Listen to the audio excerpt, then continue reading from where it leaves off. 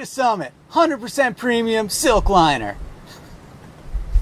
Okay, I'm trying to add some enthusiasm to some of our gear update videos because a sleeping bag liner isn't very exciting or sexy.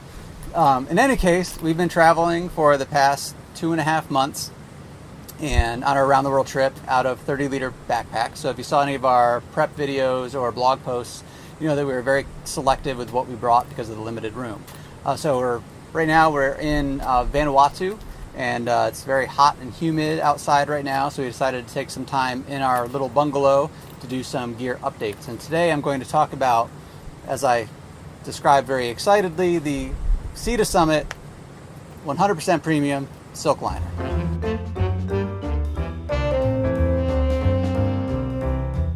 So Rachel is behind the camera currently laughing at me because of my great introduction. In any case, really, when we bought these silk liners, we didn't realize the amount that we would be using them and how good they were. They were kind of one of those things that we thought we would bring because of hostels and trying to avoid bed bugs and things like that. But we've had 3 different situations that we've used them. The first was in Australia because it was pretty cold in the southern part of Australia when we were there, and the silk liner was just a great addition to our bedding. There was this one farmhouse that we stayed at. It was an Airbnb. There was no heat. The place was 100 years old. There was no insulation. There was a fireplace like a room away. It was an awesome place, but it was cold at night. And just adding sleeping in the silk liner inside under our regular bedding was incredible, and it added a tremendous amount of warmth to it. The other one was another Airbnb where they didn't have a top sheet, so they had the sheet over the mattress, then just a comforter. I'm sure the sheets get cleaned regularly, but we weren't overly confident that the comforter was getting cleaned, so having the silk liner was nice, just as a little barrier between us and whomever else that stayed at that Airbnb. And then the final is here in Vanuatu, where it's so hot at night.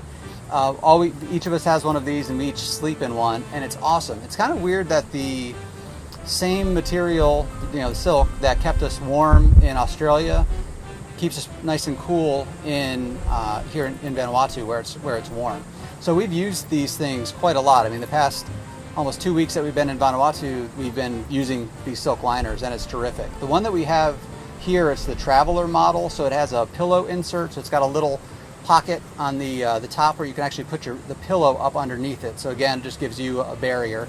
The other thing that we did is we treated these with permethrin, which is a bug repellent, before we left on the trip to help with prevent bed bugs, mosquitoes, and other insects from getting on us.